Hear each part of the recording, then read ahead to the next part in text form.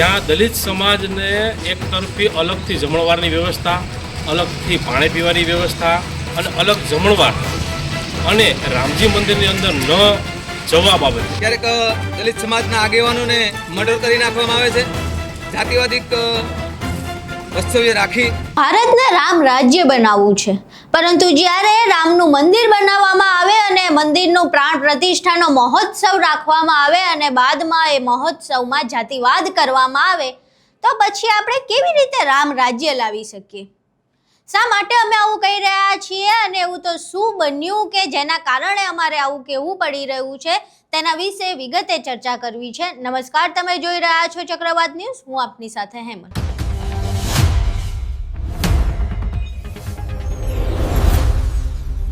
ભારત આઝાદ થયું એના 78 વર્ષ થઈ ગયા, પરંતુ લોકો હજુ આઝાદ નથી થયા, કારણ કે લોકો હજુ એ જાતિવાદના બંધનોમાં બંધાયેલા જકડાયેલા છે. તેમાંથી આઝાદી અને મુક્તિ ક્યારે મળશે એ ખબર નથી.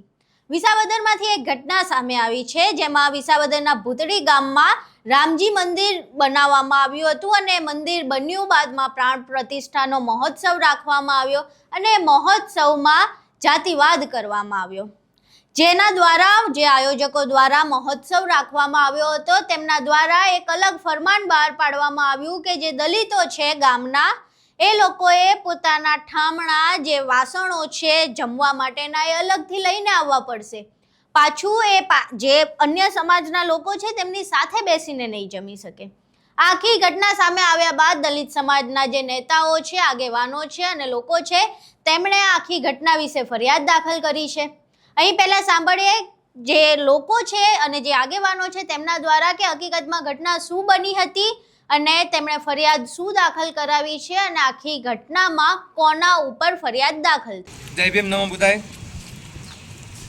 મારું નામ ઉમેશ નાગવંશી, સામાજિક આગેવાન અને વિસાવદર તાલુકાના ભૂતળી ગામે જે રામજી મંદિરના પ્રાણ પ્રતિષ્ઠાના ઉત્સવમાં જે અનુસૂચિત જાતિને અલગ બેસવાની વ્યવસ્થા અને જમણવાર અને પાણીની અલગ વ્યવસ્થા લોકોએ જે કરી હતી, જે આયોજકોએ, તેના અનુસંધાને આ લોકોએ એક જાતિવાદી હલકી માનસિકતા રાખી અને 75 વર્ષ થઈ ગયા, દેશ આઝાદ થયો, છતાં પણ આ દેશમાં છૂઆછૂત અને જાતિવાદ હજી ભયડો લઈ રહ્યો છે અને કાયમી આવી ઘટનાઓ ગુજરાતમાં ઘટે છે. ક્યારેક દલિત સમાજના આગેવાનોને મર્ડર કરી નાખવામાં આવે છે, જાતિવાદી વસ્તવ્ય રાખી. અને આજે અમે આ પોલીસ સ્ટેશને અમે આવી અને સાહેબને રજૂઆત કરવામાં આવી અને અમારી આ જે રજૂઆત હતી એના અનુસંધાને FIR કરી નાખેલ છે અને આ લોકોની ધરપકડ તાત્કાલિક કરવામાં આવે એ મારી માંગણી છે. જો તાત્કાલિક ધરપકડ કરવામાં નહીં આવે તો અમે SP કચેરીએ આવેદન આપશું અને અમારે આગેવાનો, તમામ ગુજરાતના આગેવાનો વિસાવદર સ્થળે આવી અને બહોળી સંખ્યામાં રજૂઆત કરશે. જય ભીમ, નમો બુદ્ધાય. જય ભીમ, નમો બુદ્ધાય. સાથીઓ, આજ રોજ વિસાવદર તાલુકાના ભૂતળી ગામે જે ઘટના ઘટી કે જ્યાં રામજી મંદિરના પાટોત્સવ, પ્રાણ પ્રતિષ્ઠા મહોત્સવ નિમિત્તે જ્યાં દલિત સમાજને એક તરફી અલગથી જમણવારની વ્યવસ્થા, અલગથી પાણી પીવાની વ્યવસ્થા અને અલગ જમણવાર અને રામજી મંદિરની અંદર ન જવા બાબતેના જે પ્રશ્નો હતા એ બાબતે અમે લોકો, આગેવાનો અને ભૂતળી ગામના સ્થાનિક લોકો સાથે મળી અને જે આગેવાનો હતા કે જેઓએ આ મહોત્સવને આગળ વધારવા માટે અને દલિત સમાજને નોખું જમણવાર માટે જે લોકોએ પ્રોત્સાહિત કર્યા હતા એ લોકો ઉપર FIR કરી અને હાલ અમે વિસાવદર પોલીસ સ્ટેશને એટ્રોસિટી એક્ટ મુજબ ગુનો દાખલ કરાવેલો છે. હવે આ મુજબ અટકાયતી પગલાં લેવા માટે રવિરાજસિંહ DYSP SC સેલના જૂનાગઢના એઓને અમે રજૂઆત કરી કે તાત્કાલિક પગલાં લેવામાં આવે. એમણે એવું અમને બાંહેધરી આપવામાં આવી છે કે અમે ટૂંક સમયમાં તેઓને અટકાયતી પગલાં લેશું. અહીં તમે ગ્રામજનોને સાંભળ્યા, જેમણે આખી ઘટના જણાવી, જે ઘટના બની હતી તેના વિશે વાત કરી.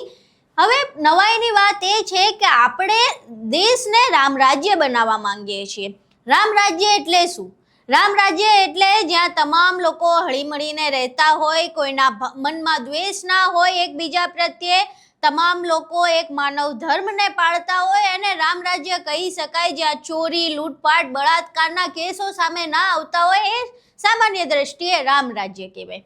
પરંતુ જે રામ રાજ્ય બનાવવાની આપણે વાતો કરીએ છીએ, જે રામને આપણે એવું કહીએ છીએ કે આ અમારા આઈડલ છે, આને જોઈને આમના મુજબ અમારે કામ કરવાનું છે, એ પ્રમાણેનું અમારે રાજ્ય બનાવવું છે, એ પ્રમાણેનો દેશ બનાવવો છે, પરંતુ એ રામનું મંદિર બનાવવામાં આવે અને બાદમાં એમાં જાતિવાદ કરવામાં આવે, તો પછી આપણે કયા રામ રાજ્યની વાત કરીએ છીએ? એ એક મોટો પ્રશ્ન ઊભો થઈ રહ્યો છે.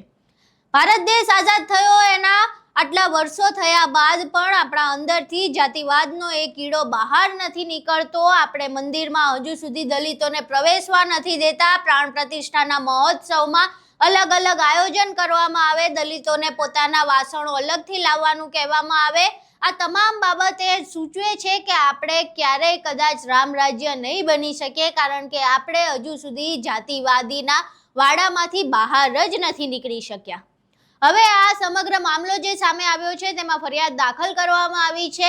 એટ્રોસિટી એક્ટ હેઠળ ફરિયાદ દાખલ કરવામાં આવી છે. હવે આખા મામલામાં જે આયોજકો છે તેમની ઉપર શું કાર્યવાહી કરવામાં આવે છે તે જોવું રહ્યું. પરંતુ જે મુખ્ય પ્રશ્ન છે કે અત્યારે તો કદાચ કાર્યવાહી થઈ જશે, પરંતુ જે મગજમાં અને જે માનસિકતામાં જાતિવાદ ભરાઈ ગયો છે ક્યારે બહાર નીકળશે?